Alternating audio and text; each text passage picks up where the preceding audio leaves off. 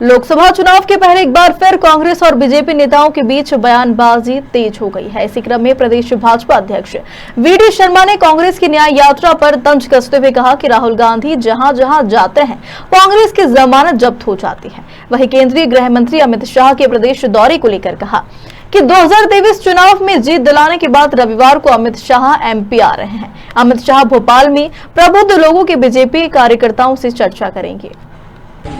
आज संत रविदास जी की जयंती है। संत रविदास जी की जयंती पर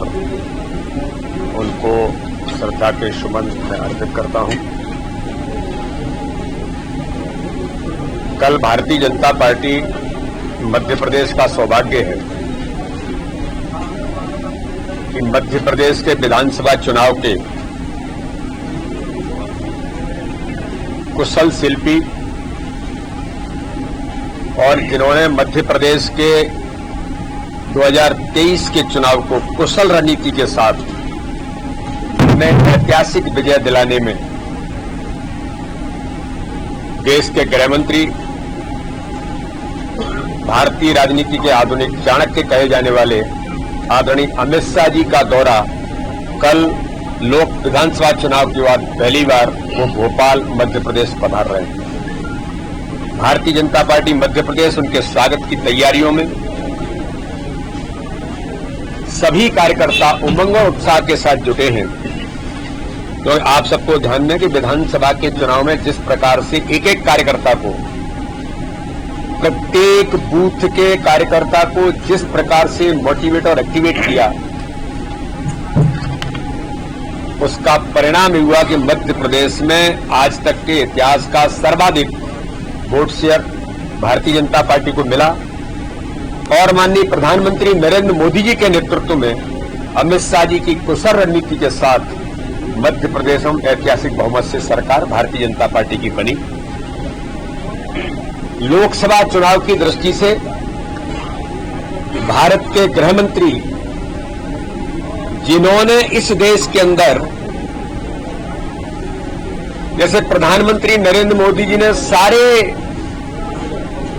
गुलामी के प्रतीकों को समाप्त करने का संकल्प लिया है, तो माननीय अमित शाह जी ने भी अंग्रेजों के उन काले कानून के तौर पर जो बराबर कुछ न कुछ रिफ्लेक्शन जो आते रहे हैं, उन सारे आईपीसी से लेकर के सारी चीजों को बदलने का काम, वो दंड संहिता वगैरह वगैरह, इन सारी चीजों को बदलने का काम भी भारत के गृह मंत्री माननीय अमित शाह जी ने किया है। उनका दौरा लोकसभा चुनाव की दृष्टि से क्लस्टर प्रवास के दौरान कल वो ग्वालियर में 12 बजे कल ग्वालियर पहुंचेंगे और ग्वालियर के पूरा क्लस्टर चारों लोकसभा की प्रबंध समिति की बैठक माननीय अमित शाह जी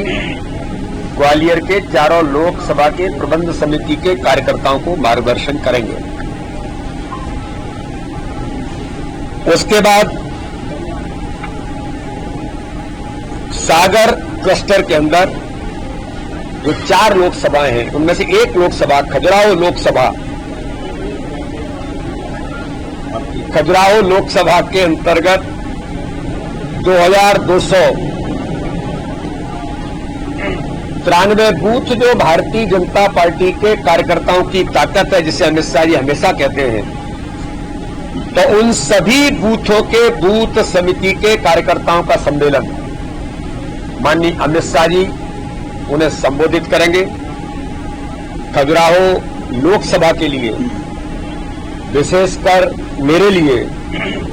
और बुंदेलखंड के कार्यकर्ताओं के लिए, बुंदेलखंड की जनता के लिए सौभाग्य है कि देश के लोकप्रिय यशस्वी गृह मंत्री खजुराहो बुंदेलखंड की भूमि पर कार्यकर्ताओं को संबोधन करेंगे। कांग्रेस तो भाग गई है, लेकिन बुंदेलखंड के अंदर जिस प्रकार से कांग्रेस मैदान छोड़ के भागी है और वो सपा आपा जिनके पास 1%, 2% भी वोट नहीं है, तो हमारा सौभाग्य है कि भारत के लोकप्रिय नेता हमारे गृह मंत्री बुंदेलखंड और खजुराहो के जनता के साथ कार्यकर्ताओं का उनका संबोधन हम सब लोगों के लिए पाथे बनेगा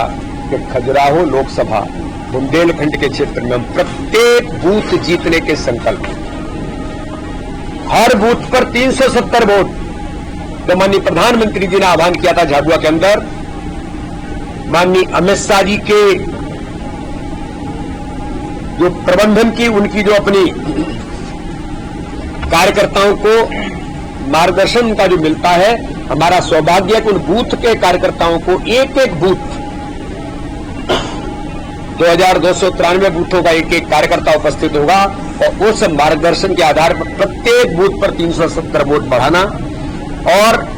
हर बूथ पर 10% वोट शेयर के साथ हम खजुराहो लोकसभा से लेकर बुंदेलखंड और मध्य प्रदेश के अंदर माननीय अमित शाह जी के उस दौरे में एक संकल्प के साथ हम आगे बढ़ेंगे, प्रत्येक बूथ पर भाजपा चुनाव जीते। भोपाल के अंदर माननीय अमित शाह जी